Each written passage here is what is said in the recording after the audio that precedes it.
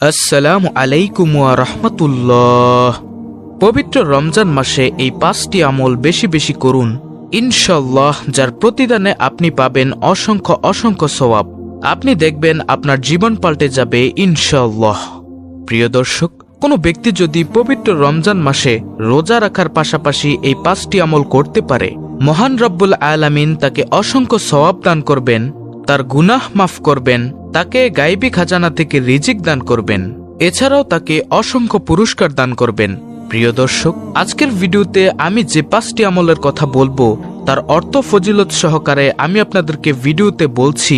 মানে এই 5টি আমলের গুরুত্ব কি, কেন আপনাকে এই আমলগুলো করতে হবে, আর এই 5টি আমলের ফজিলত কি, অর্থাৎ কি লাভ হবে আপনার এই আমলগুলো করে, তাই আজকের ভিডিওতে আলোচনা করব। তাই প্রিয় দর্শক, আপনাদের কাছে আমার একটি অনুরোধ হলো, ধৈর্য সহকারে ভিডিওটি শেষ পর্যন্ত দেখুন, না টেনে। তাহলে ভিডিওটি দেখে এখান থেকে এই আমলগুলো করে আপনি অনেক উপকৃত হতে পারবেন ইনশাআল্লাহ। তাহলে চলুন শুরু করা যাক।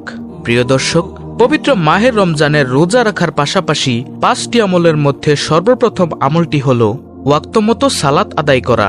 প্রিয় দর্শক, সালাত শব্দের অর্থ হচ্ছে নামাজ। ইসলামের 5টি স্তম্ভের মধ্যে সালাত হচ্ছে একটি। সালাতের গুরুত্ব: সালাতের মাধ্যমে বান্দা তার প্রভুর সঙ্গে সরাসরি কথা বলে, তাই সালাত আল্লাহর অনুগত্য লাভের জন্য একটি সুন্দর ইবাদত। একাগ্র মনে সালাত আদায়কারী নিজের ও সমাজের কল্যাণ ব্যতীত কোনো খারাপ কাজ করতে পারে না। এছাড়া সালাত অশ্লীল ও অন্যায় কাজ থেকে বিরত রাখে। জীবনের সব ক্ষেত্রে আল্লাহ ভীতিকে কাজে লাগিয়ে আল্লাহর বিধিনিষেধ মেনে চলা নামাজের অন্যতম প্রশিক্ষণ। কেননা আল্লাহর আদেশ ও নিষেধ মেনে চলার প্রশিক্ষণ নামাজের মধ্য দিয়ে অর্জন করা যায়। সালাত আদায় করার ফজিলত এবং উপকারিতা: নামাজ হলো জান্নাতের চাবি। নামাজের মাধ্যমে একজন মুসলমান নিজেকে আল্লাহর কাছে আত্মসমর্পণ করে। এই আত্মসমর্পণে আত্মিক দিক দিয়ে নামাজি ব্যক্তি শক্তিশালী হন। জামাতে নামাজ আদায় করা একাকী নামাজ আদায় করার চেয়ে 27 গুণ বেশি সওয়াবের। বুখারী শরীফ হাদিস নং 645, মুসলিম শরীফ হাদিস নং 640। নামাজ ফরজ ইবাদত হলেও নামাজ আদায়ের মূল উপকারিতা হচ্ছে অন্যায় ও অশ্লীলতা থেকে মানুষকে বিরত রাখা। তাহলে প্রিয় দর্শক, মাহে রমজানের রোজা রাখার পাশাপাশি 5টি আমলের মধ্যে এই হলো প্রথম নম্বর আমল, সালাত, অর্থাৎ ওয়াক্তমতো জামাতের সাথে নামাজ আদায় করা। আর মহিলাদের ক্ষেত্রে বাড়িতে নামাজ আদায় করা। শুধু রমজান মাস নয়, পুরোটি বছর জুড়ে জামাতের সাথে সালাত আদায় করা, তার বিনিময়ে আপনি পাবেন অসংখ্য সওয়াব এবং জান্নাত। তারপরে দ্বিতীয় নম্বর আমলটি হলো পবিত্র রমজান মাসে রোজা রাখা এবং সালাত আদায় করার পাশাপাশি কোরআন তেলাওয়াত করা। কোরআন তেলাওয়াতের গুরুত্ব: কোরআন তেলাওয়াত সব ইমানদারের সব সময়ের আমল, তবে রমজান মাসে এর গুরুত্ব আরও বেশি। সাহাবায়ে কেরাম, তাবেঈন এবং বুজুর্গনে দিন সবাই রমজান মাসে কোরআন তেলাওয়াতে বিশেষ গুরুত্ব দিয়েছেন। তাদের অনেকেই রমজানের অধিকাংশ সময় কোরআন তেলাওয়াতে কাটাতেন। দিনে স্বাভাবিকভাবে তেলাওয়াত করতেন আর রাতে তারাবি ও নফল নামাজে তেলাওয়াত করতেন। কোরআন তেলাওয়াতের ফজিলত: প্রিয় দর্শক, কোরআন তেলাওয়াতকারীদের জন্য রয়েছে 10টি ফজিলত। নম্বর 1, কোরআন তেলাওয়াতকারীদের আল্লাহ তাআলা পরিপূর্ণ প্রতিদান দিবেন এবং তাদের প্রতি অনুগ্রহ বৃদ্ধি করবেন। নম্বর 2, আল্লাহ তাআলা কোরআন তেলাওয়াতকারীদের মর্যাদা বহুগুণে বৃদ্ধি করে দিবেন। নম্বর 3, যারা কোরআন শিখে ও শিক্ষা দেয় সর্বশ্রেষ্ঠ মানুষ তারা। হাদিস শরীফে বর্ণিত হয়েছে, আলী ইবনে আবু তালিব রাদিয়াল্লাহু আনহু থেকে বর্ণিত, রাসূলুল্লাহ সাল্লাল্লাহু আলাইহি ওয়াসাল্লাম বলেছেন, তোমাদের মাঝে সর্বোত্তম সেই ব্যক্তি যে ব্যক্তি কোরআন শিখে এবং তা শিখায়। নম্বর 4, প্রতি হরফ তেলাওয়াত করলে 10 নেকি। হাদিসে এসেছে, আব্দুল্লাহ ইবনে মাসউদ রাদিয়াল্লাহু আনহু থেকে বর্ণিত, তিনি বলেন, রাসূলুল্লাহ সাল্লাল্লাহু আলাইহি ওয়াসাল্লাম বলেছেন, যে ব্যক্তি কোরআনের একটি হরফ পাঠ করবে সে একটি নেকি লাভ করবে, আর প্রতিটি নেকিকেই 10 গুণ বৃদ্ধি করে দেওয়া হয়। আমি বলি না যে আলিফ লাম মিম মিলে একটি হরফ, বরং আলিফ একটি হরফ, লাম একটি হরফ এবং মিম আরেকটি হরফ। তিরমিজি হাদিস 2910। নম্বর 5, কোরআন পাঠকারীর দৃষ্টান্ত মিষ্টি কমলার মতো। নম্বর 6, মৃত্যুর পরও কোরআন তেলাওয়াতকারীর লাশের মর্যাদা অনেক বেশি। নম্বর 7, কোরআন তেলাওয়াতকারীরা আল্লাহর পরিবার ও কাছের মানুষ। নম্বর 8, কোরআন তেলাওয়াতকারীকে সম্মান করা আল্লাহ তাআলাকে সম্মান করার সমান। নম্বর 9, কোরআন তেলাওয়াতকারীকে কোরআনের আয়াতের সংখ্যার সমপরিমাণ তলা বিশিষ্ট প্রসাদ দেওয়া হবে। নম্বর 10, কোরআন এমন সুপারিশকারী যার সুপারিশ তেলাওয়াতকারীর পক্ষে কবুল করা হবে। এই হলো মোট 10টি ফজিলত। তারপরে প্রিয় দর্শক, পবিত্র রমজান মাসের রোজা রাখার পাশাপাশি তৃতীয় নম্বর আমলটি হলো জিকির করা। জিকির করার গুরুত্ব। সব ইবাদতের রূহ হচ্ছে আল্লাহর জিকির। আল্লাহ তাআলা বান্দাদের সর্বাবস্থায় অধিক হারে তার জিকির করার নির্দেশ দিয়েছেন। যেমন আল্লাহ তাআলা বলেন, হে মুমিনরা, তোমরা আল্লাহকে অধিক পরিমাণে স্মরণ করো এবং সকাল সন্ধ্যায় তার পবিত্রতা ঘোষণা করো। এখানে আল্লাহর পবিত্রতা ঘোষণা করতে জিকিরকে উদ্দেশ্য করা হয়েছে। সর্বাবস্থায় আল্লাহর জিকির করতে হবে। দাঁড়িয়ে বসে এমনকি শুয়ে যেভাবে পারা যায় আল্লাহকে স্মরণ করতে হবে।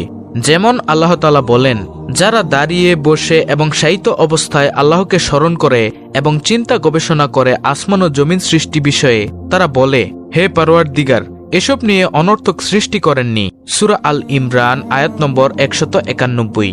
জিকির করার ফজিলত। জিকির অন্তরের মলিনতা দূর করে। শয়তান মানুষকে পাপ কাজে লিপ্ত করে, আর পাপের কারণে মানুষের অন্তর মলিন হয়ে যায়। জিকিরের মাধ্যমে হৃদয়ের এই মলিনতা দূর হয়ে যায়।